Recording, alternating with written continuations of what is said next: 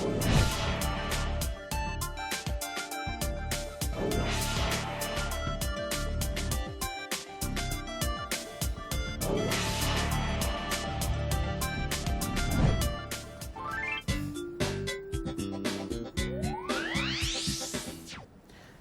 प्रेक्षको, hello doctor या प्रायोजित कार्यक्रमामध्ये मी डॉक्टर आकाश हरिश्चंद्र नमस्के तुम्हा सर्वांचं मनपूर्वक स्वागत करतो। प्रेक्षको, उन्हाळा संपला आणि पावसाळा सुरू झाला आहे। पावसाळा सुरू झाला की सर्दी, खोकला, ताप, पडसा तसेच पोटाचे अनेक विकार उद्भवू लागतात। आपल्या शरीराची रोगप्रतिकारशक्ती कमी असली की असे विकार वारंवार उद्भवू लागतात। मग अशावेळी बऱ्याचदा रोगप्रतिकारशक्ती वाढवण्यासाठी आपल्याला टॉनिक किंवा एखादा च्यवनप्राश हे सेवन करण्याचा सल्ला दिला जातो। प्रेक्षको, आयुर्वेदाने च्यवनप्राशाला एक श्रेष्ठ रसायन मानले आहे। रस, रक्त, मांस, मेद, अस्थि, मज्जा व शुक्र या सप्तधातूचे पोषण करणारे तसेच आयुष्याचे वर्धन करणारे असे हे रसायन आहे। मग च्यवनप्राश या विषयाबद्दल जनसामान्यामध्ये समजऐवजी गैरसमजच जास्त आहेत। विचार केला तर च्यवनप्राश किती मात्रेमध्ये घ्यावा, कधी घ्यावा, कशासोबत घ्यावा ह्या व अशा अनेक प्रश्नांची उत्तरे जाणून घेणे फार महत्त्वाचे आहे। याच अनुषंगाने आपण आजचा विषय निवडला आहे। पाहूया आजचा विषय काय ते। विषय आहे च्यवनप्राश समज गैरसमज आयुर्वेदीय दृष्टिकोन। आणि या विषयावरती चर्चा व मार्गदर्शन करण्यासाठी आज आपल्यासोबत उपस्थित आहेत आयुर्वेदाचार्य, आयुर्विद्या पारंगत राजवैद्य समीर गोविंद जमदाग्नी सर। नमस्कार सर, कार्यक्रमात आपलं स्वागत आहे। महाराष्ट्राला सुपरिचित असं व्यक्तिमत्व आहे सरांचं, तरीही नव्या प्रेक्षकांसाठी मी पुन्हा एकदा सरांची ओळख करून देतो। सर हे गेल्या 40 वर्षांपासून पुणे, मुंबई व कोल्हापूर येथे यशस्वी आयुर्वेदिक चिकित्सक म्हणून कार्यरत आहेत। श्री विश्ववती आयुर्वेदीय रुग्णालय कोल्हापूर तसेच Nargis Dutt memorial cancer hospital Barshi येथे सर प्रमुख चिकित्सक म्हणून काम करतात। भारत सरकारने सरांना राष्ट्रीय धन्वंतरी पुरस्काराद्वारे सन्मानित केले असून नुकतेच सरांना भारत सरकारद्वारे राष्ट्रीय आयुर्वेद गुरु म्हणून सुद्धा सन्मानित केले आहे। कॅन्सर, हृदयरोग, क्रिटिकल इलनेसेस, वंध्यत्व, गतिमंदत्व, मतिमंदत्व, पर्सनॅलिटी डिसऑर्डर्स या व इतर अनेक आजारांवर उपचारांमध्ये त्यांनी विशेष प्रावीण्य मिळवले आहे। माननीय राष्ट्रपती व इतर अनेक मान्यवर जसे मराठी व हिंदी चित्रपट सृष्टीतील कलाकार, साहित्य, क्रीडा, राजकीय व सामाजिक क्षेत्रातील अनेक नामवंत व्यक्तींचे मानद चिकित्सक म्हणून सरांची ख्याती आहे। सरांच्या दवाखान्यामध्ये सरांच्या मार्गदर्शनाखाली आणि सल्ल्याने सर्व आजारांचे निदान व उपचार करण्यासाठी तसेच वेळेचा अपव्यय टाळून रुग्णांच्या सोयीसाठी एक्सपर्ट डॉक्टरांची टीम सतत कार्यरत असते। वैद्य समीर जमदाग्नी सरांकडे श्री विश्वामृत आयुर्वेद अध्ययन या उपक्रमाद्वारे विद्यार्थ्यांना गुरुकुल पद्धतीने आयुर्वेदाचे शिक्षण विनामूल्य दिले जाते। चला तर मुख्य कार्यक्रमाकडे वळूया। सर पुन्हा एकदा तुमचं या कार्यक्रमामध्ये स्वागत आहे आणि फारच छान असा हा विषय आज आपण निवडला आहे च्यवनप्राश। तर च्यवनप्राश विषयी च्यवनप्राशाचा इतिहास काय याबद्दल जरा सांगा। हां, कसं आहे, प्रत्येक गोष्टीला इतिहास असतोच आणि काही फेमस अशा ज्या गोष्टी आहेत ना त्याचा इतिहास रोचकसुद्धा असतो। तर च्यवन ऋषी जे होते ते सरस्वती नदीच्या काठावरती तपश्चर्या वगैरे करायचे आणि मग तिथं तपश्चर्या करत असताना सुकन्या नावाची जी राजकन्या होती शर्यती राजाची, तिच्याकडून ऋषींना त्रास झाला। म्हणजे वारुळामध्ये वारुळ अंगावरती दमेल इतपत त्यांची साधना झालेली होती, तपश्चर्या झालेली होती आणि डोळे तेजस्वी तेवढे फक्त त्या वारुळातून दिसत होते आणि त्या काडीने त्या सुकन्याने त्याला टोचलं आणि ऋषींना त्याचा जो त्रास झाला त्यातून ते बाहेर आले।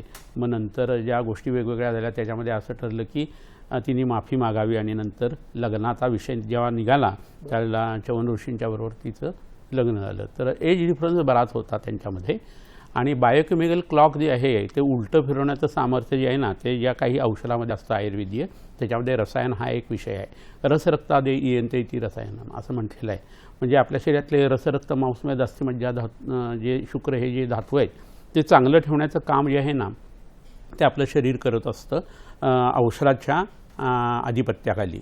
तर होतं असं की आईच्या अंगावरचं आपण जे दूध पिलं आहे त्याचा टोला आपल्याला 35 वर्षापर्यंत पुरतो आणि त्याच्यानंतर आपलं शरीर पडायला लागतं आणि एजिंग सुरू होतं, एस्पेशली 35 नंतर। त्यामुळे पूर्वे वयसी मध्यमेवा, त्यामुळे तरुण वयामध्ये किंवा पूर्व वयामध्ये आणि मध्यम वयामध्ये च्यवनप्राश घ्यायला सुरुवात करायला पाहिजे किंवा रसायन औषध घ्यायला पाहिजे. अशी बरीच रसायन औषधं आयुर्वेदामध्ये आहेत. अगस्त्य रसायन आहे, वसिष्ठोक्त रसायन आहे, ब्राह्म्य रसायन आहे, शिलाजिताची रसायन आहेत, अनेक रसायने आहेत. वैद्याच्या सल्ल्याने ती आपल्याला घेता येत असतात. हा एक भाग झाला. आणि दुसरा इतिहासाचा भाग जास्ती महत्त्वाचा आहे की ऋषीमुनी ज्या वेळेला साधना करायचे जंगलामध्ये बसून, त्यावेळेला बऱ्याच जणांना गावात यायला लागायचं आणि मग गावातलं अन्न खाल्लं की त्यांच्यामध्ये जिव्हालवल्य उत्पन्न व्हायला लागलं. म्हणजे वेगवेगळं चटपटीत खावं असं त्यांना वाटायला लागलं. आणि मग तो अन्नाचा भाग जो आहे तो 3 दिवसापेक्षा जास्ती संन्यासी लोकांनी खरं म्हणजे एका ठिकाणी थांबायचे नाही अशा नियम आहे. परंतु त्यांच्या जिव्हालवल्याने व्हायला असं लागलं की ते वेगवेगळे पदार्थ गावातल्या लोकांचे खायला लागले, ज्याला फोडणी दिलेली आहे, ज्याच्यात मसाला घातलेला आहे. आणि त्यामुळे काय व्हायला लागलं, त्यांची शरीरं मोठी व्हायला लागली, पोट सुटायला लागलं, मेद जो आहे तो जास्ती शिथिल व्हायला लागला, रक्त जळायला लागलं, रक्त विदग्ध झालं आणि हाडाची जी पोकळी यातला मगज आहे तो व्यवस्थित भरेन असा झाला. आणि मग त्यांना थोडं चालल्यानंतर दम लागणं, जिना चढला तरी दम लागणं आणि त्याच्यामुळे त्यांचा अन्निक आणि साधना जी आहे ती एकंदरीत घडणं असं व्हायला लागलं. आणि मग त्यांच्या हे लक्षात आलं की हे सगळं ग्राम्य आहारामुळं, म्हणजे लोक जी गावातली आहेत त्यांनी शिजवलेलं अन्न खातो त्यामुळे हे होतं आहे. आणि आपण कंदमुळं फळं वगैरे जे खात होतो ते सगळं विसरून गेलेलं आहे. आणि मग त्या लोकांनी च्यवनप्राशचा शोध घेतला आणि च्यवनप्राश तयार केला. जंगलामध्ये जाऊन ते राहायला लागले आणि मग उत्पन्न होणाऱ्या ज्या गोष्टी आहेत ना त्यापुढं त्यांचं आयुष्य जे आहे ते सुधारलं, तरुणपण पुन्हा त्यांना प्राप्त झालं. तर हा इतिहास जास्ती महत्त्वाचा आहे, कारण आपण खाताना सगळ्या गोष्टी चटपटीत बघतो. मनुष्य हा राजस गुणाचा असल्याकारणाने त्याला चटपटीत सगळं आवडतं, तिखट आंबट खारट. आंबे तो खाईल किंवा पेढा बर्फी खाईल, पण मध्येच थोडा वडापाव द्या असं त्याचं म्हणणं असतं. तर हा मधला जो भाग आहे ना ग्राम्य आहाराचा तो खूप त्रासदायक असतो. तर ह्यामुळं उत्पन्न होणाऱ्या ज्या गोष्टी आहेत त्याच्यात हृदयरोग आहे, वृक्काचे आजार आहेत, पित्त किंवा रक्तदाबाचा आजार आहे, ब्रेन स्ट्रोक आहे, असे वेगवेगळे आजार जे आहेत ते त्यामुळे ह्या ग्राम्य आहारातून उत्पन्न होत असतात. हा इतिहास जास्ती महत्त्वाचा आहे. आणि त्यामुळं आपण सगळ्यांनी हे लक्षात घ्यायला पाहिजे की आपलं अन्न जे आहे ते आपण जिभेसाठी खायचं का प्रकृतीसाठी. तर मात्राईमध्ये अन्न खायला पाहिजे आणि सात्विक अन्न खाल्लं तर आपलं मन जे आहे, आपली वृत्ती जी आहे ती बदलणार आहे. अन्नम वृत्तिकराणाम असं म्हटलेलं आहे. तर ह्या अशा च्यवनप्राशचा उल्लेख जो आहे ना तो ऋग्वेदामध्ये सुद्धा आहे, महाभारतामध्ये सुद्धा तुम्हाला याचा उल्लेख जो आहे ना तो आपल्याला बऱ्याच वेळा आढळून येतो आणि भागवतामध्ये सुद्धा याचं वर्णन आहेच. तर हे सगळं प्रकरण एवढ्यासाठी लक्षात घ्यायचं आहे की इतक्या जुन्या काळचं औषध आत्ता आपण घेऊ शकू का, तर आपल्याला ते योग्य आहे आणि घेण्याची गरजच आहे असं आत्ताच आपलं खाणं पिणं वागणं आहे. आपण केव्हाही झोपतो, केव्हाही उठतो, केव्हा काहीही खातो, कशानंतर कशाचंही सेवन करतो, कोणत्याही गोष्टी एकत्र करून आपण खात असतो. हा सगळा जो भाग आहे ना तो अतिशय त्रासदायक आहे आणि तो जर तसाच होत राहिला तर मग शरीर जे आहे ते 35 वर्षानंतर तुम्हाला त्रास द्यायला लागतं आणि त्यामुळे लवकर अकाली मृत्यू जे आहेत त्याचं प्रमाण हल्ली वाढलेलं दिसतं.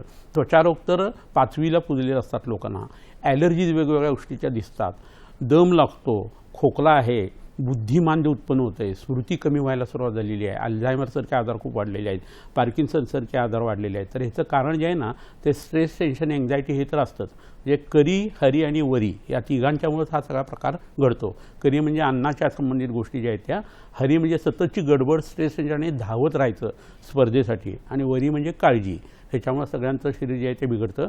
आणि च्यवनप्राशचा विधी जो आहे तो जर बघितला तर ह्या सगळ्या गोष्टींना फाटा दिला जातो आणि तुमचं शरीर जे आहे आणि मन जे आहे ते चांगला करण्यासाठीचा प्रपंच जो आहे तो केला जात असतो.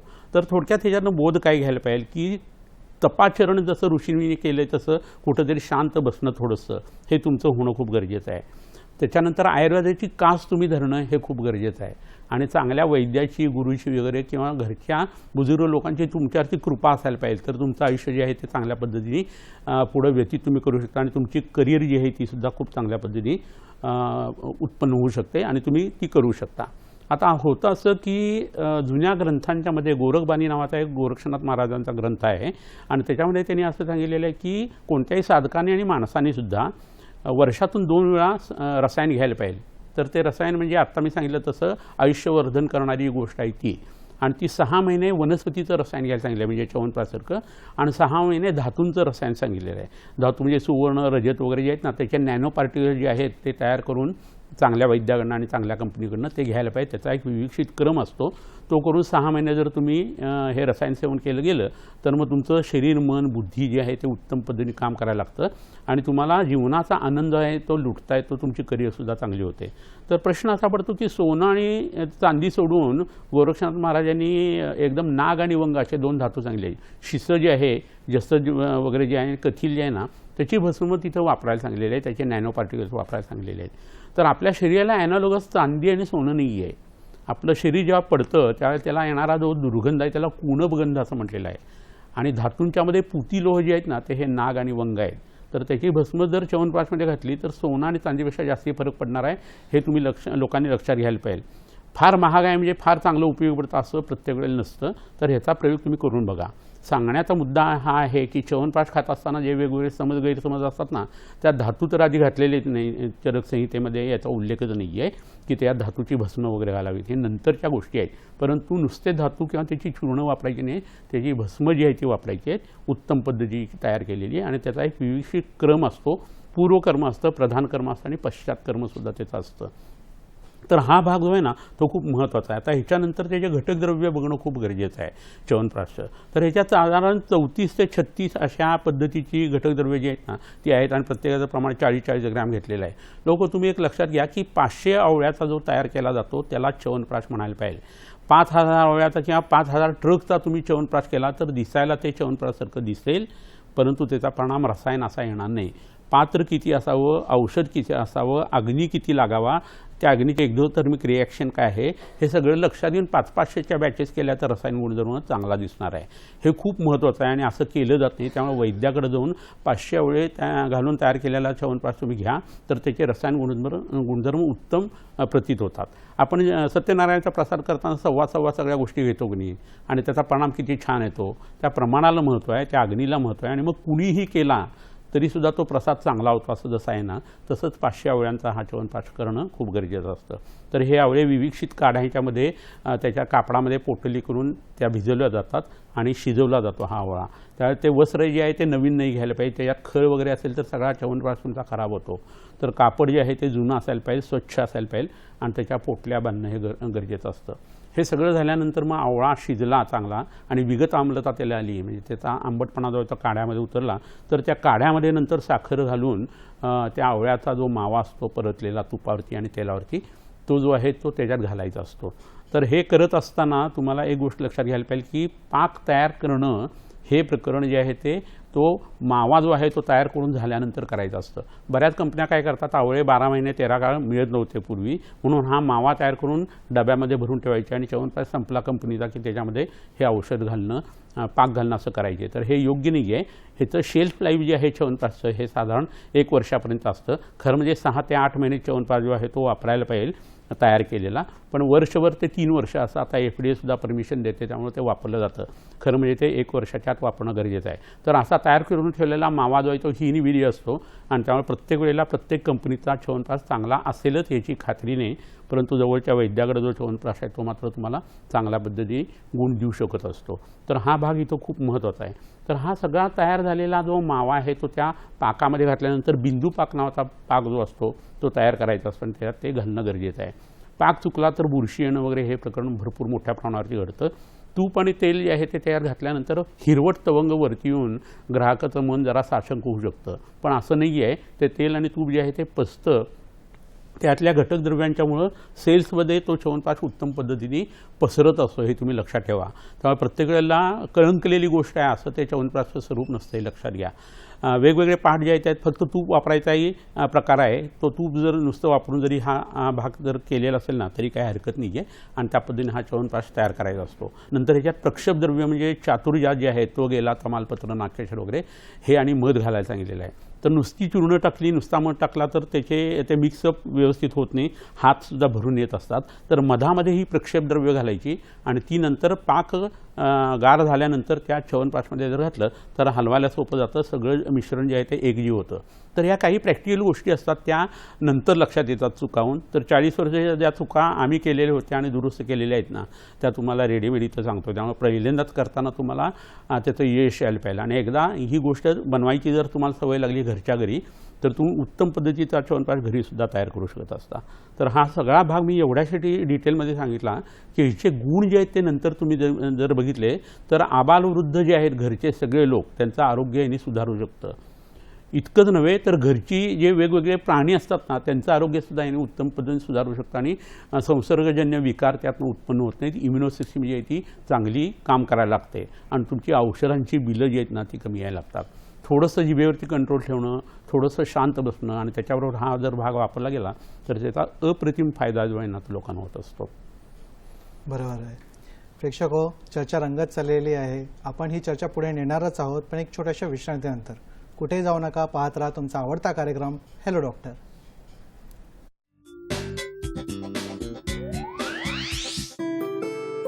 श्री विश्वामृत आयुर्वेदीय चिकित्सालय, पत्ता Siddhi platinum 1369 Sadashiv Peth, off Bajirao road, Natoba Ganpati जवळ, पुणे 411030, शाखा पुणे, मुंबई, कोल्हापूर.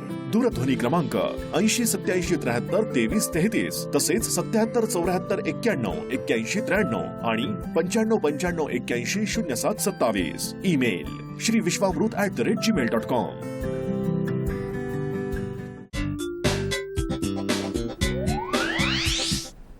ब्रेकनंतर तुमचं पुन्हा स्वागत आहे. सरांनी आपल्यासाठी काही आरोग्यदायी टिप्स आणले आहेत. कोणते ते पाहूया. Tip number 1. पिकलेली पपई रोज नेमाने 10 ते 15 ग्रॅम प्रमाणात सकाळी खात गेल्यास 10 ते 15 दिवसात चांगली भूक लागू लागते. Tip number 2. सतत बेचैन वाटणे, धडधड वाटणे आणि कशातही लक्ष न लागणे या लक्षणांसाठी 1 चमचा धने चूर्ण व अर्धा चमचा साखर दिवसातून 3 वेळा पाण्यासह घ्यावे. हा प्रयोग सतत 21 दिवस करावा. प्रेक्षको, आज आपण चर्चा करत आहोत च्यवनप्राश याविषयी आणि सरांनी आपल्याला ब्रेकवर जाण्याच्या आधी च्यवनप्राश कसं बनवतात हे सांगितलं. सर, आता पुढचा प्रश्न येतो की च्यवनप्राश व्यवस्थित झाला आहे की नाही याचे सिद्धी लक्षणं कोणकोणते आहेत आणि च्यवनप्राशमध्ये म्हणजे युजली असं म्हटलं जातं की साखरचं प्रमाण वगैरे असेल तर मधुमेहींना हे चालतो का, याबद्दल जरा सांगा. खूप छान प्रश्न विचारला. असं आहे की च्यवनप्राशचं सिद्धी लक्षण ते खाल्ल्यानंतर त्याचा गुण येणं हे सगळ्यात महत्त्वाचं लक्षण आहे. पण तयार झालेलं औषध हे योग्य झालं आहे का हे जे बघणं आहे ना ते खूप महत्त्वाचं असतं. आता हा च्यवनप्राश आहे तर पिण्यासारखा किंवा चाटण्यासारखा असा अवलय जर म्हटलं तर चाटता येईल असं व्हायला पाहिजे. आणि चाटणं ही गोष्ट जी आहे ते जिभेचं काम आहे. तर जिभेला हे औषध लागणं का महत्त्वाचं आहे असं जर बघितलं गेलं ना तर ग्लॉसोफेरिंजियल नर्व आणि फेशियल नर्व जी आहे ना ती ब्रेनमधनं पॉन्स आणि मेड्युला ऑब्लॉंगेटामधनं जिभेला येऊन मिळालेली असते. तर जिव्हा निर्लेखन नावाचा एक प्रकार आयुर्वेदात दिनचर्येमध्ये सांगितलेला आहे. तर जीभ घासायची आणि जीभ स्वच्छ करायची रुची येण्यासाठी, चांगलं दिसण्यासाठी असं फक्त ते नाही आहे. तुमचं कार्डियक सेंटर जे आहे ते आणि रेस्पिरेटरी सेंटर जे आहे ना ते त्याने ॲक्टिवेट होतं. घराला कुलूप लावल्यानंतर जसं आपण कुलूप ओढून बघतो ना 2-3 वेळेला तसं रोज सकाळी उठल्यानंतर हृदय आणि फुफ्फुस यांचं काम व्यवस्थित चाललं आहे ना आणि त्यांना चांगला उत्तेजना मिळण्याच्या हिशोबाने जीभ घासली जाते हेही कुठेतरी लक्षात ठेवणं गरजेचं आहे. अशा जिभेवरती तुम्हाला च्यवनप्राश जो आहे तो चाटून खायचा आहे. त्याच्यामध्ये लाळ मिसळायला पाहिजे. जीभ ज्या वेळेला वरती लागते त्यावेळेला टाळू नावाचा पिपासा नावाचा भाग आहे. तिथं सॉफ्ट पॅलेट आणि हार्ड पॅलेट जे आहे त्याच्यामध्ये आपलं अंबुओ स्रोताचं असं एक मूळ आहे. हे अंबुओ स्रोत म्हणजे पाण्याचं जे ठिकाण आहे पिपासा स्थान आहे ह्याचा दुसरा भाग जो आहे तो आपल्या पॅन्क्रियाशी जोडलेला आहे. आणि हे जर तुम्ही लक्षात घेतलं आणि ग्रहणी किंवा लहान आतड्याची हा भाग जर जोडलेला असेल तर तुम्ही चाटून खाल्लेलं औषध जे आहे ते अग्निमांद्य नष्ट करतं, हृदयाला फुफ्फुसाला बळ देतं, खोकला दमा या सगळ्या गोष्टी कमी करत असतं. तर हे सगळं इतकं मोठं शास्त्र जे आहे ते पूर्वीच्या ऋषीमुनींनी या पद्धतीने सांगून ठेवलेलं आहे. त्यामुळे च्यवनप्राश हा चाटून खाणं हे गरजेचं आहे. दुधात टाकून पाण्यात टाकून विरघळून असा तुम्ही कृपा करून तो घेऊ नका. तो चाटूनच खा. त्याच्यामध्ये लाळ मिसळली जाऊ दे. तोंडामध्ये त्याचं जर पचन झालं आणि जर व्हेगस नर्वला सिग्नल मिळाला चाटतानाच आणि आपल्या जबड्याच्या हालचालीचा तर मग पोटातली भूक चांगली लागायला लागते. आणि आतड्यातलं पचन जे आहे म्हणजे आमाशयातला प्रथम अवस्थापक, जो लहान आतड्यातला द्वितीय अवस्थापक आहे तो आणि तृतीय अवस्थापक जो आहे तो मोठ्या आतड्यातला चांगला होत असतो. तर हे सगळं लक्षात घेणं खूप गरजेचं आहे. गडबड न करता च्यवनप्राश जो आहे तो एन्जॉय करायला पाहिजे असं एकंदरीत म्हणायला पाहिजे. तर असा हा जो च्यवनप्राश आहे ना तो तंतूप्रमाणे आपल्याला हाताला लागू शकतो. हाताला तो चिकटून बसतो, धुतल्याशिवाय तो लवकर निघत नाही. पण आगरी घट्ट हट्टी असा चिकटपणासुद्धा त्याचा नसतो. पाण्यामध्ये टाकल्यानंतर ते पटकन विरघळतं असं नाही आहे. थोडं ढवळत राहायला लागलं तर ते पाणी जे आहे ते तपकिरी असं व्हायला लागतं. तपकिरीसर काळपट हिरवट असा एकंदरीत ह्याचा रंग जो असतो तो असतो. आणि गंध जो आहे तो एकदम मनोज्ञ असतो. तुपाचा त्याला खरपूस वास येऊ शकतो. हे खूप महत्त्वाचं आहे. हे मृदू आणि स्निग्ध असं औषध आहे किंवा अन्न आहे असं म्हटलं तरी जाईल. आणि त्याच्यात चातुर्यात म्हणजे तो गेला, तमालपत्र, नागकेशर अशा गोष्टी सुगंधी असल्याकारणानं त्याला एक मनोज्ञ असा सुगंध येतो. पोटामध्ये गेल्यानंतर आपली लिम्फॅटिक सिस्टीमसुद्धा याने ॲक्टिवेट व्हायला सुरुवात होते. प्लस आपल्या शरीरातल्या रसरक्त मांसमेद अस्थिमज्जावरती त्याचा परिणाम येतो. पहिली चव आहे त्याची ती आंबटसर गोड अशी लागायला पाहिजे. काढा जो आहे तो या औषधातला घेतलेला आहे. त्याच्यात आवळे शिजवल्यानंतरच काढा वापरण्याचा एक प्रकार करत असतात लोक आणि तो चांगला प्रकार आहे. आणि काही लोक फक्त पाण्याचा नंतर पाक करतात तर तो च्यवनप्राश हा गोड होतो. गोड च्यवनप्राश हा पित्तवात चे लोक आहेत, पित्तवात प्रकृतीचे, त्याच्यासाठी उपयोगी आहे. परंतु ग्रंथोक्त च्यवनप्राश हा त्रिदोषहारक असा आहे आणि सप्तधातूचं वर्धन करणारा असा आहे. तर हा जो भाग आहे तो सिद्धीच्या बाबतीत आपण लक्षात घेणं खूप गरजेचं आहे. आता प्रश्न राहतो की मधुमेही लोकांना चालेल का? तर माणूस एवढा कॉन्शियस असतो साखरेच्या त्या रिपोर्टविषयी, तर त्याच्याबरोबर पाणी जसं एखाद्या पात्रातलं गरम आहे आणि त्या पाण्याला जेवढं महत्त्व आहे तेवढं पात्रालाही महत्त्व आहे हो. त्यामुळे तुमच्या शरीरात साखर वाढलेली आहे आणि ती तुमचा थ्रेशोल्ड जर चांगला असेल आणि धातूंचं बळ चांगला असेल तर थोडीशी जास्ती साखर जी ॲव्हरेज म्हणून लोकांची नॉर्मल धरली जाते ती बऱ्याच वेळेला तुम्हाला कमी जास्त जरी झाली तर तुमच्या शरीराची लक्षणं येत नाहीत आणि लाँग रनमध्ये सुद्धा ती येत नाहीत असं एकंदरीत लक्षात येतं. तर तुम्ही इतर भाकरी, पोळी, भात वगैरे जे आहे त्यातलं कार्बोहायड्रेटचं प्रमाण कमी करू शकता. तेल, तूप जे आहे ते इतर ठिकाणचं कमी करू शकता. पण तुम्ही च्यवनप्राश जो आहे तो घेणं मधुमेही लोकांसुद्धा गरजेचं आहे. आणि 5 ग्रॅम मधुमेही लोकांनी जर च्यवनप्राश घेतला तर त्यांना एकदम काहीतरी भयंकर त्रासदायक काय होईल असं होणार नाही आहे. तेल आणि तूप जे आहे ना ते त्याच्यात असल्याकारणानं तुमचा शुगरचा जो वाढण्याचा भाग आहे ना तो एकदम पटकन होत नाही, कारण त्याच्यामध्ये तेल आणि तूप असतं. भात घेतला आणि त्यावरती वरण घेतलं आणि नंतर तूप घातलं तर भाताने सुद्धा पटकन साखर वाढत नाही. हळूहळू त्याचा पीक जो आहे ना तो येत राहतो. हे कुठंतरी तुम्ही लक्षात घेणं गरजेचं आहे. ह्याच्यावरून त्याचं प्रमाण जर 5 ग्रॅम एवढं जर ठेवलं तर ते तुम्ही पचवू शकता व्यवस्थित आणि नंतर भूक लागल्यानंतर जेवणाऱ्या त्यावेळेला 4 घास तुम्ही कमी करू शकता. ह्याच्याबरोबरीने एक महत्त्वाची गोष्ट अशी आहे की हे मोकळ्या पोटी घेण्याची गोष्ट आहे. मोकळ्या पोटी घेत असताना सकाळी उठलं की जागृती हा भाग जो आहे ना तोच कॉर्टिझॉलमुळे होत असतो आणि या कॉर्टिझॉलमुळे तुमचं BP वाढतं आणि तुमची शुगरही वाढत असते. त्यामुळे सकाळी उठल्यानंतर बऱ्याच लोकांची शुगर वाढलेली असते आणि हा सगळा भाग जो आहे ना तो लक्षात घेतला तर तुम्ही उठल्यानंतर शवासन करायला पाहिजे व्यायाम तुमचा झाल्यानंतर आणि नंतर च्यवनप्राशचं सेवन करायला पाहिजे. म्हणजे स्ट्रेस कमी होतो, साखर वाढत नाही आणि च्यवनप्राशनी साखर वाढली असं जे तुम्हाला वाटत असतं हा भागसुद्धा उत्तम पद्धतीने चालता येतो. ह्याच्यावरून काय होतं, ह्याच्यात च्यवनप्राशमधली जी वेगवेगळी घटकद्रव्य आहेत त्याच्यात टॅनिन असतं आणि बरेच फ्ल्युओनॉइड्स जी असतात ना ती याच्यामध्ये असतात. त्यामुळे काय होतं की तुमचं साखर वाढण्याचं प्रमाण जे आहे ते एकदम कमी राहतं. त्यामुळे तुम्ही मधुमेह जरी असला तरी हे घेऊ शकता, च्यवनप्राश घेऊ शकता. आणि हे सगळं होत असताना तुम्ही एक गोष्ट लक्षात घ्या की नंतर जेव्हा तुम्हाला चांगली भूक लागणार आहे त्यावेळेस वृक्ष अन्न जे आहे किंवा मिलेट्स जे आहेत ना त्याचं जर जेवण केलं गेलं तर तुम्हाला त्रास होण्याची शक्यता ही एकदम कमी होऊन जाते. ह्याच्याबरोबर असं होतं की आडुळशासारखी याच्यात घटकद्रव्य आहेत, भृतीसारखी घटकद्रव्य आहेत, रिंगणीसारखी घटकद्रव्य आहेत, दशमुळं जी सांगितलेली आहेत ना ती याच्यामध्ये आहेत. तर ह्याचा कडू रस जो आहे, तुरटपणा जो आहे ना तो तुम्हाला एकदम साखर वाढवून देत नाही, हेही घडत असतं.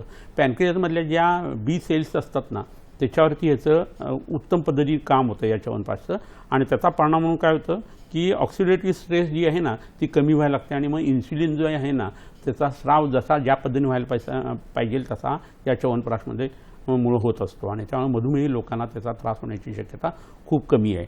हे सगळं होत असताना व्हिटॅमिन C हा ह्याच्यातला जो महत्त्वाचा घटक आहे आणि अँटीऑक्सिडंट जे आहेत ना त्याचा खूप चांगला परिणाम तुमच्या शरीरावरती रक्तावरती येतो आणि म्हणून साखर वाढत नाही. गॅलिक ॲसिड म्हणून ह्याच्यात जे सांगितले जाते आणि ॲलर्जिक ॲसिड जे आहे ते सुद्धा अँटीऑक्सिडंट असा रोल याच्यामध्ये प्ले करत असतात आणि त्यामुळे साखर खूप वाढण्याची प्रक्रिया जी आहे ना ती च्यवनप्राशमुळं घडत नाही. त्यामुळे एक विनाकारणची भीती किंवा डर जो मनातला असतो ना की आता मी शुगरचा पेशंट आहे आणि मी च्यवनप्राश खाल्ला त्यात इतकी साखर आहे आणि मला त्याचा त्रास व्हायला लागला, हा प्रकार घडत नाही. ह्याच्याबरोबर एक गोष्ट घडते ती ग्लायकेशन नावाची एक प्रक्रिया आपल्या शरीरामध्ये चालू असते. खूप दिवस जर आपल्या शरीरामध्ये साखर वाढायला लागली तर चरबीबरोबर आणि प्रोटीनबरोबर त्याचं युनियन व्हायला लागतं आणि नंतर त्यातून उत्पन्न होणारे जे घटक आहेत ना ते किडनीला त्रास द्यायला लागतात किंवा आपल्या मज्जातंतूंना त्रास द्यायला लागतात आणि पेरिफेरल न्यूरोपॅथी वगैरे व्हायला लागते, नंतर रेटायनोपॅथी वगैरे व्हायला लागते. तर हा जो भाग आहे ना तो च्यवनप्राशमधल्या अनेक घटकांच्यामुळं होत नाही, अँटीऑक्सिडंटमुळे होत नाही. आणि समजा तुम्ही हे च्यवनप्राश घेताय तर रसपाचक नावाचं औषध आहे, मांसपाचक नावाचं औषध आहे, मेदोपाचक नावाचं औषध आहे, रक्तपाचक नावाचं औषध आहे.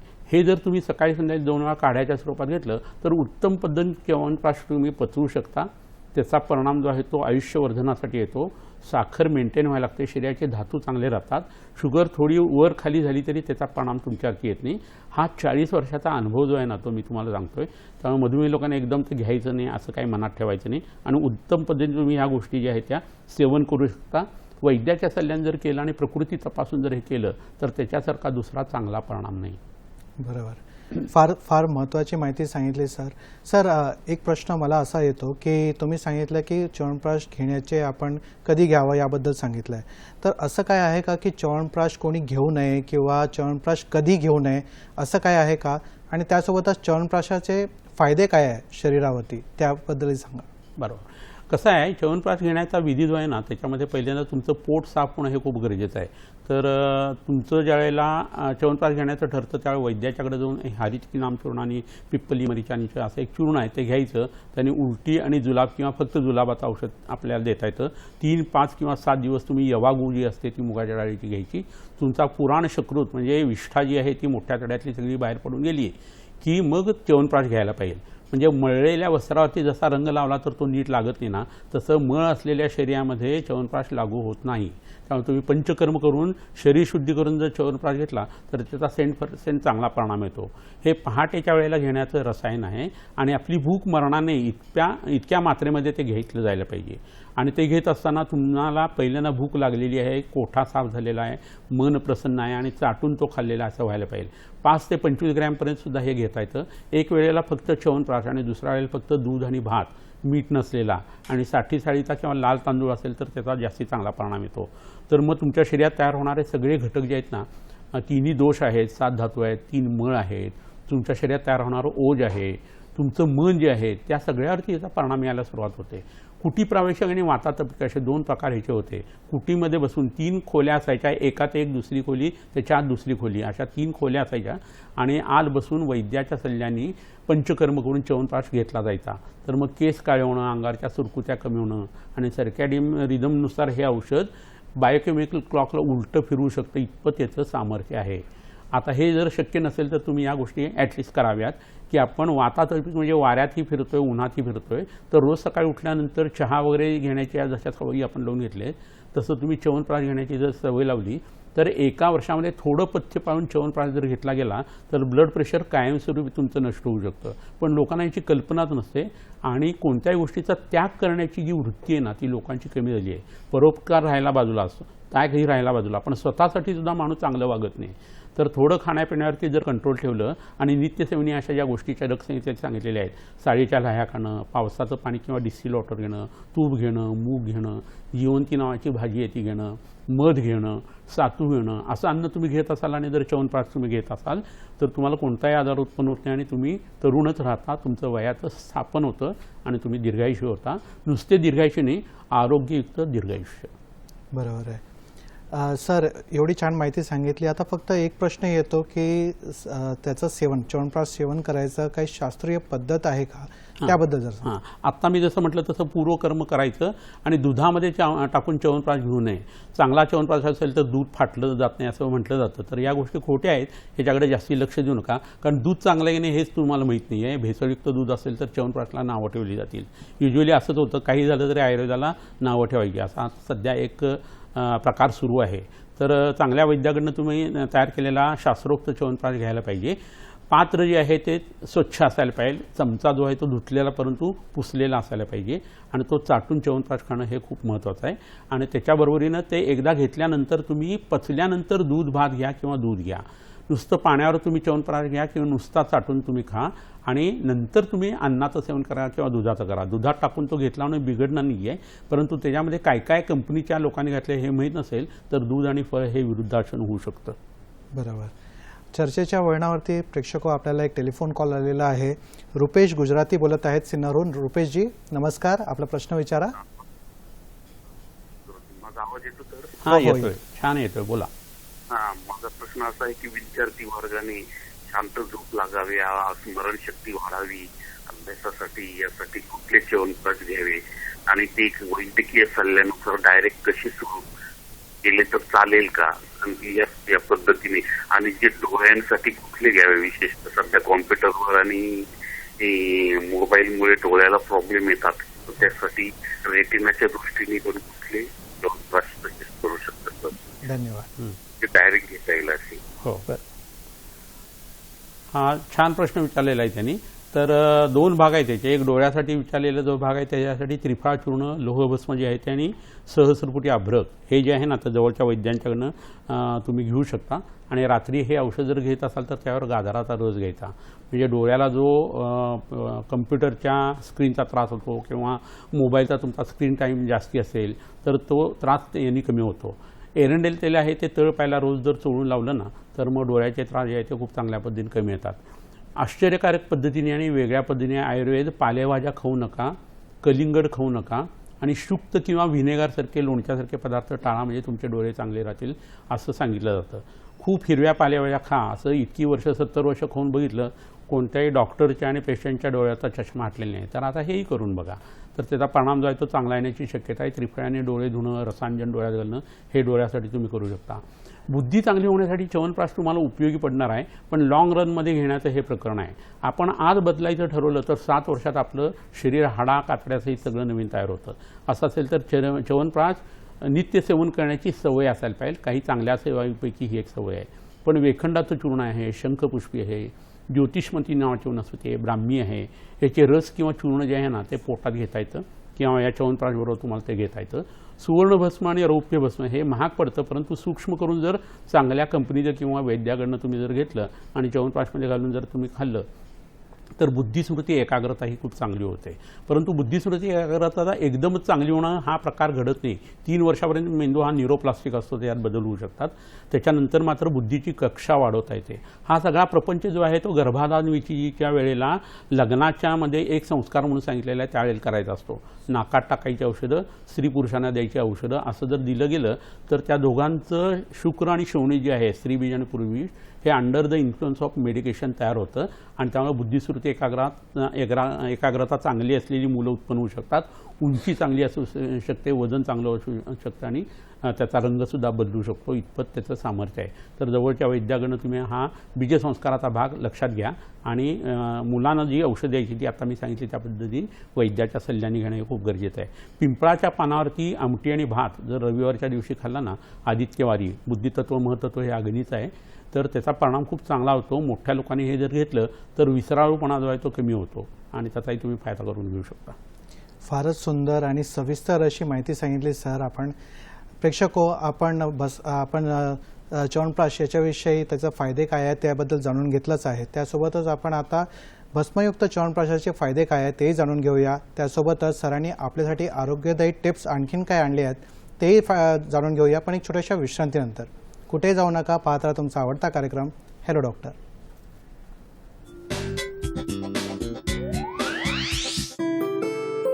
श्री विश्वामृत आयुर्वेदीय चिकित्सालय, पत्ता Siddhi platinum 1369 Sadashiv Peth, off Bajirao road, Natoba Ganpati जवळ, पुणे 411030, शाखा पुणे, मुंबई, कोल्हापूर. दूरध्वनी क्रमांक 8087732333, तसेच 7774919193 आणि 9595810727. Email shriviswamrut@gmail.com.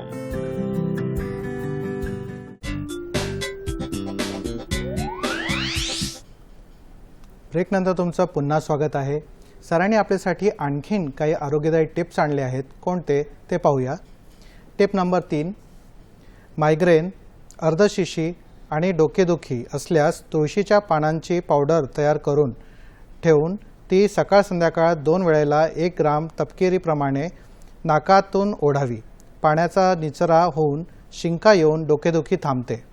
टिप नंबर 4, काखेमध्ये, गळ्यामध्ये आणि बगलेमध्ये मोठ्या गाठी असल्यास वैद्यकीय तपासणीसह तोंडल्याच्या पाण्याचा रस आणि त्याचाच काढा दररोज 2 वेळा घ्यावा.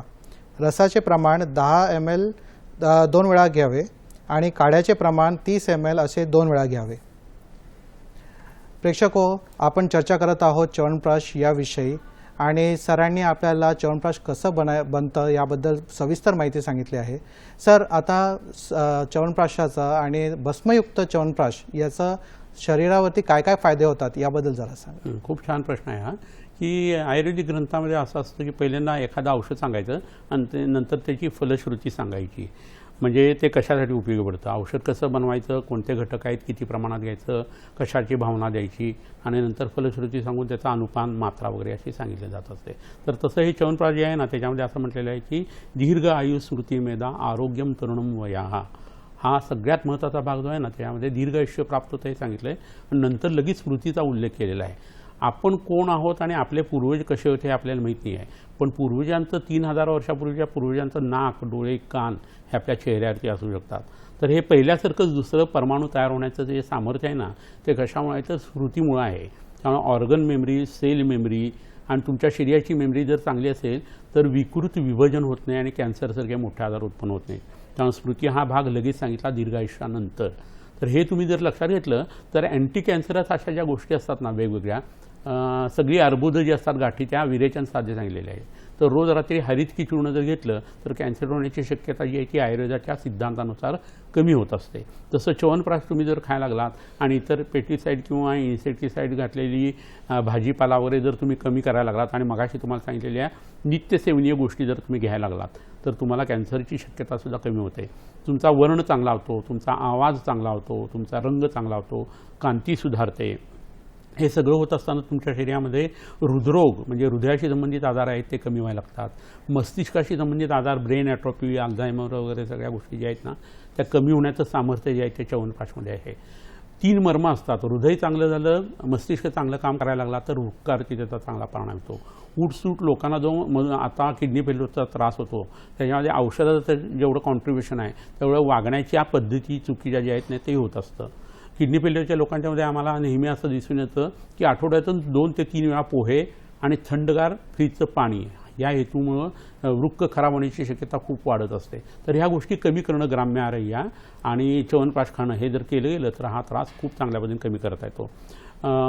संधिवाताचा त्रास आहे वयानुसारचा, त्याच्यानंतर अंगावरती सुरकुत्या येत आहेत, डोळ्याला दृष्टीचा वध व्हायला लागला आहे किंवा दिसायला कमी व्हायला लागलं आहे, कानाला कमी ऐकू यायला लागलेलं आहे, त्याच्याबरोबरीने भूक चांगली लागत नाही आहे, खूप जुनाट अशी सर्दी आहे, दमा आहे किंवा खोकला तुम्हाला आहे आणि तो खूप त्रास देतो आहे किंवा पंडुरोग आहे म्हणजे आयर्न डेफिशियन्सी ॲनिमिया आहे, तर तुम्ही ज्यावेळेला लोहभस्म वगैरे घेता किंवा डॉक्टरांचे औषध घेता त्यावेळी च्यवनप्राश त्याच्याबरोबर जाणं हे खूप गरजेचं आहे.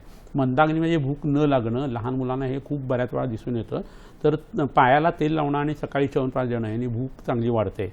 पादाभंगाने भूक उत्तम पद्धतीने वाढते असं आयुर्वेदाने सांगितलेलं आहे.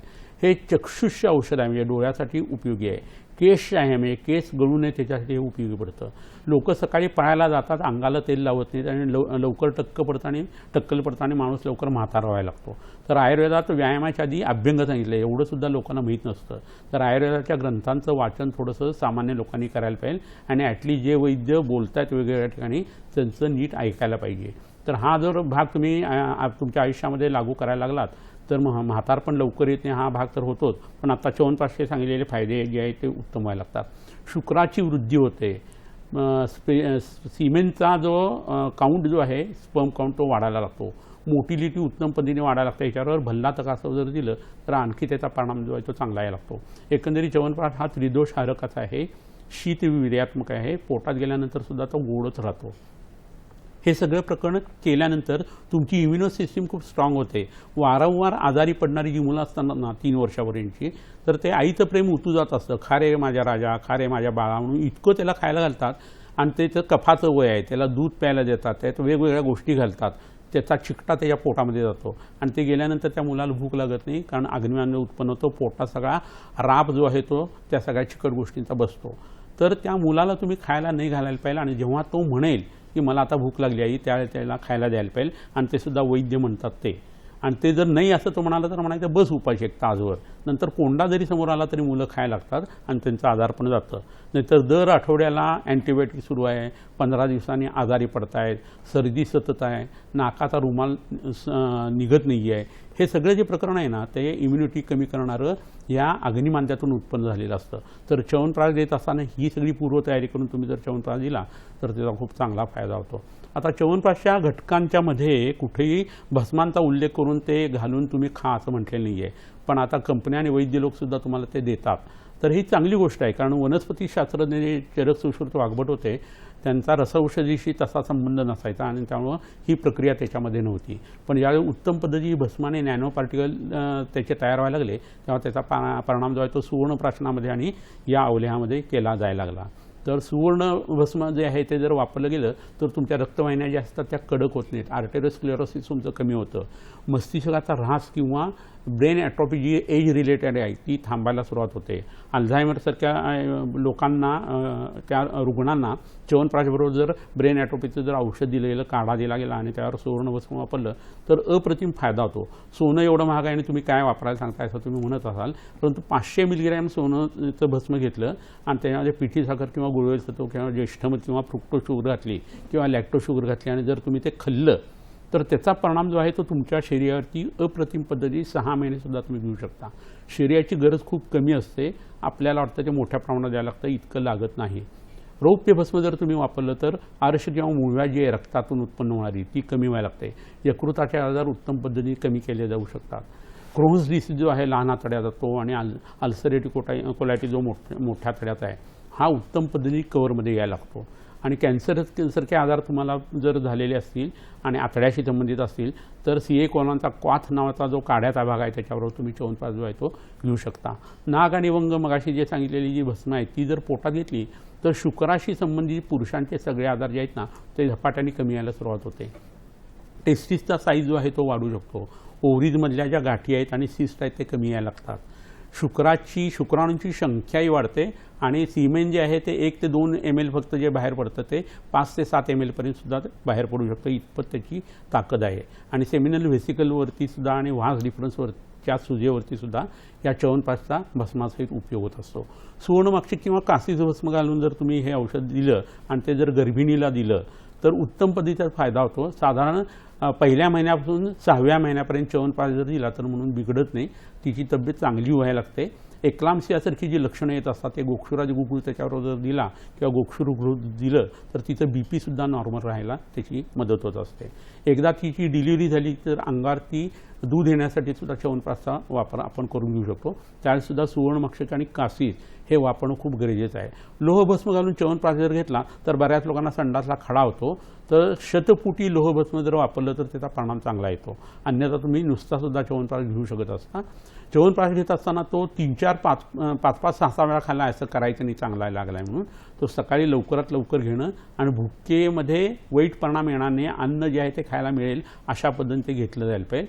नंतरचं जे खाणं आहे ते दूध भात असायला पाहिजे किंवा साळीच्या लयाने भात असा असायला पाहिजे, तर च्यवनप्राशचा पूर्ण फायदा जो आहे ना तो तुम्हाला मिळू शकतो. ब्रेडला लावून च्यवनप्राश खाल्ला आहे, दुधामध्ये टाकून खाल्लेला आहे, आधी तो खाल्ला आहे, नंतर व्यायाम केला आहे, नंतर ताकच प्यालेला आहे, रोज संध्याकाळी दारू सुरू आहे आणि सकाळी च्यवनप्राश आहे. तर हे उद्योग करून काहीही मिळणार नाही आहे, उलट त्याचा त्रास तुम्हाला होणार आहे. तर चांगल्या गोष्टींची जी एक महत्त्वाची शरीरावरती प्रक्रिया होत असते त्यात कुठेही आपण घालू नये. तिखट आंबट खारट कमी करावं, ब्रह्मचर्याचं पालन करावं आणि त्याच्याबरोबर जर तुम्ही हे घेतलं तर त्याचा परिणाम पूर्ण चांगल्या पद्धतीने तुम्हाला येणार आहे. तर ह्याचा सगळ्यांनी विचार करायला पाहिजे आणि त्याबद्दल च्यवनप्राशचं सेवन करायला पाहिजे. फारच छान माहिती अशी सांगितली सर. प्रेक्षको, सरांनी आपल्याला च्यवनप्राशचे फायदे सांगितले आहेत. आता च्यवनप्राशविषयीचे गैरसमज काय आहेत ते जाणून घेऊया, पण एक छोट्याशा विश्रांतीनंतर. कुठेही जाऊ नका, पाहत राहा तुमचा आवडता कार्यक्रम हॅलो डॉक्टर.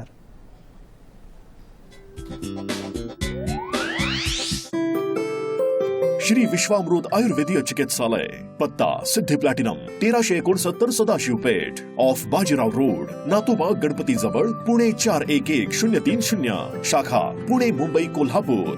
दूरध्वनी क्रमांक 8087732333, तसेच 7774919193 आणि 9595810727. ईमेल श्रीविश्वामृत@gmail.com.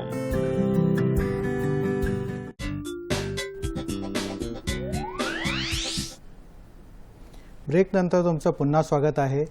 प्रेक्षको, आज आपण चर्चा करत आहोत च्यवनप्राश याविषयी. सर, च्यवनप्राशबद्दल तुम्ही बरीच माहिती सांगितली आणि बरेच समज गैरसमजुतीबद्दल पण थोडंफार सांगितलं आहे. एक असा प्रश्न येतो की बरेचसे माझे मित्र आहेत, काय परिवारातले लोक आहेत, ते जिमला जातात आणि जिमला गेलं की प्रोटीन पावडर वगैरे त्यांचं सेवन करतात आणि बऱ्याचदा ते वेगवेगळ्या रेसिपी स्वतःहूनच तयार करत असतात. तर अशामध्ये काही लोक च्यवनप्राशही टाकतात. तर हे योग्य आहे का, याबद्दल जरा सांगा. क्रिएटिन किंवा प्रोटीन पावडर कोणती जी आहे ना, ती टीनमध्ये ज्यावेळेला येतं डब्यामध्ये, त्या काळाचा परिणाम कोण तयार टाळू शकत नाही. ते किती चांगला आसेप्टिक प्रिकॉशन असलं तरी ते शिळा आहे आणि प्रदूषित अन्न हे शरीराला योग्य नाही आहे. शरीराचं विघटन त्याने व्हायला लागतं. तर च्यवनप्राश हे उत्तम अमृत आहे आणि त्यामध्ये दारू मिक्स केल्यासारखा हा प्रकार आहे. तर असा प्रकार तुम्ही करू नका. तुम्ही च्यवनप्राश घ्या आणि आयुर्वेदीय खाणं घ्या, प्रोटीन त्यातनं तुम्हाला मिळू शकतं. च्यवनप्राशची स्टिरॉइड टेस्ट बऱ्याच वेळा पॉझिटिव्ह येते. तर काही वैद्य जे असतात, छद्मचर वैद्य ज्याला म्हणतात, त्यात स्टिरॉइड बाहेरून घालत असतात. तर हे घातक आहे आणि शास्त्राचा हा अपमान आहे. आणि दुसरं असं होतं की सोलॅनेसी फॅमिलीतल्या वनस्पती ज्यामध्ये आहेत, कंटकारी भृतीसारख्या गोष्टी आहेत. काही वेळेला अश्वगंधा आणि शतावरीसुद्धा घालतात, जीवक आणि वृषभकेच्या ऐवजी. तूप आणि तेल ह्याच्यात खूप असतं. त्यामुळे स्टिरॉइड टेस्ट जी आहे ना, ती फॉल्स पॉझिटिव्ह यांनी येऊ शकते. बऱ्याच क्रीडापटूंच्या बाबतीत हे झालेलं आहे. तर त्यामुळं अशा वेळेला च्यवनप्राश न घेणं तुम्ही बरं. आणि इतर लोकांनी मात्र च्यवनप्राश घेणं हे केलं बिघडत नाही. च्यवनप्राशमुळं दात किडत नाही. च्यवनप्राश ब्रेडला लावून खायचा नाही. च्यवनप्राशमुळं साखर वाढते, हा गैरसमज आहे, मी आधी तुम्हाला सांगितलेलं आहे. च्यवनप्राशमुळं सुस्ती येते असं होत नाही. च्यवनप्राश खात असताना तुम्ही पथ्य पाळणं खूप गरजेचं आहे. आणि कोणत्याही वयामध्ये तुम्हाला च्यवनप्राश घेता येतो. स्त्री पुरुष दोघांनाही तर चालतो. तो दुधाबरोबर घ्यायच्याऐवजी तुम्ही पाण्याबरोबर घेतला तर चांगला आहे. दुधावरती घेऊन तुम्हाला दुधाची ॲलर्जी असेल तर च्यवनप्राशवरती त्याचा दोष जो आहे तो लागू शकतो. त्यामुळे तसं व्हायला नाही पाहिजे. MC सुरू असताना, पिरियड सुरू असताना च्यवनप्राश शक्यतो खायचा नाही. कोरडांना त्यावेळेला खायचं असतं. आणि गर्भिणीला चालतो, सुतिकेला चालतो, इतर म्हाताऱ्या लोकांनासुद्धा तो चालतो. तिन्ही संध्या झाल्यानंतर मात्र तो द्यायला नाही पाहिजे. इथं काही 1-2-3 वनस्पती मी तुम्हाला दाखवते की या च्यवनप्राशासाठी तुम्हाला उपयोगी पडणार आहेत. आणि त्याची पहिली गोष्ट म्हणजे आवळा. या आवळ्याचा च्यवनप्राश केला जातो, हे कुठेतरी लक्षात असायला पाहिजे. हे व्हिटॅमिन सीचं एक आगर आहे असं म्हटलं जातं, पण ह्याच्यामध्ये वयस्थापन गुण आहे हे आयुर्वेदाच्या नुसार मला सांगायला पाहिजे. दुसरं इथं जे प्रकरण आहे ते पुननवा नावाची एक वनस्पती तुम्हाला मी दाखवतो. आणि ती वनस्पती या ठिकाणी तुम्हाला दिसेल, पहा. तर ही पुननवा जी आहे ती पुन्हा नवम याती इति, म्हणजे शरीराला नवीन करणारी अशी ही वनस्पती आहे. आणि ह्याचा वापर जो आहे तुम्हाला च्यवनप्राशमध्ये, च्यवनप्राशच्या बरोबरीनं तुम्ही या वनस्पतीचा रस घेऊ शकता. गुळवेल जी आहे ती सुद्धा याच्याबरोबर तुम्ही घेऊ शकता रसाच्या स्वरूपामध्ये. दुसरा एक महत्त्वाचा भाग जो आहे तो म्हणजे रिंगणी किंवा कंटकारी. हिला दुस्पर्श असं नाव आहे. हिला काटे भरपूर आहेत. हिचं मूळ जे आहे त्याचं रिंगणं नावाचा खेळ पूर्वीच्या काळी लहान मुलांसाठी केला जायचा. दात येताना ते चावून खाल्लं जायचं मुलांच्याकडनं. तर याचं मूळ जे आहे ते याच्यामध्ये वापरलं गेलेलं आहे. तर अशी एक वनस्पती आहे. याचा उत्तम वापर जीर्ण ज्वरासाठी होतो. सतत अंगात बारीक ताप आहे, पाठ आणि कंबर दुखती आहे, किंवा तोंडाला कडू चव आहे, अशा वेळेला ज्या वेळेला तुम्हाला औषधं वापरायची ना, त्यावेळेला ही वनस्पती नुसती वापरणं किंवा च्यवनप्राश खाणं गरजेचं आहे. ही भूम्यामलकी नावाची वनस्पती आहे. पल्मोनरी हायपरटेन्शन आणि तुमचं यकृताशी संबंधित पोर्टल हायपरटेन्शन जे आहे ना, त्याच्यासाठी ही वनस्पती खूप उपयोगी आहे. श्वास आणि कास यांनी कमी होतो. उत्तम पद्धतीने साखर यांनी कमी येते आणि च्यवनप्राशमध्ये याचासुद्धा वापर ग्रंथकारांनी करून घेतलेला आहे. तर अशा या काही वनस्पती आहेत ज्याचा वापर जो आहे ना तो च्यवनप्राश बनवताना केला जात असतो. आणि हे च्यवनप्राश घेऊन तुम्ही संपूर्ण घराचं आरोग्य जे आहे ना ते चांगलं ठेवू शकता. मनाचं आरोग्य तुम्ही चांगलं करू शकता. सरते शेवटी आमच्या प्रेक्षकांना काय संदेश द्याल च्यवनप्राश विषयी? आणि च्यवनप्राश करायला तुम्ही शिकावा जवळच्या वैद्याकडे जाऊन, किंवा जवळच्या वैद्याकडनं जाऊन तुम्ही शास्त्रोक्त पद्धतीने बनवलेला च्यवनप्राश घ्यावा. आबालवृद्धांना तो द्यावा आणि त्याचे आत्ता सांगितलेले नियम पाळावेत. तर तुमची औषधाची बिलं कमी येतील, तुमची इम्युनो सिस्टीम चांगली व्हायला लागेल, उत्साह उल्हास वाढायला लागेल, त्वचेचा रंग सुधारायला लागेल, ज्यांचे केस गळतात ते केस गळणं कमी यायला लागतील आणि शरीरामध्ये पंडुरोगसारखे, ॲनिमियासारखे जे आजार आहेत ते उत्पन्न होणार नाहीत. संतती चांगली उत्पन्न होऊ शकेल आणि एकंदरीत करिअरसाठी मुलांना याचा जबरदस्त फायदा होऊ शकेल. बरोबर आहे. सर, आज आपण इथे आलात, आमच्या प्रेक्षकांच्या प्रश्नांची उत्तरे दिली, तसेच त्यांचे मुलाचे मार्गदर्शनही केले. या सर्वांसाठी मी प्रेक्षकांतर्फे आणि सह्याद्री वाहिनीतर्फे आपले आभार मानतो. धन्यवाद सर. नमस्कार. प्रेक्षको, वेळ झाली आहे तुमची रजा घेण्याची. पुन्हा भेटूया एका नव्या विषयासह तुमच्या आवडत्या कार्यक्रमामध्ये. त्याचं नाव आहे हॅलो डॉक्टर. तोपर्यंत स्वस्थ राहा, मस्त राहा, हसत राहा. धन्यवाद.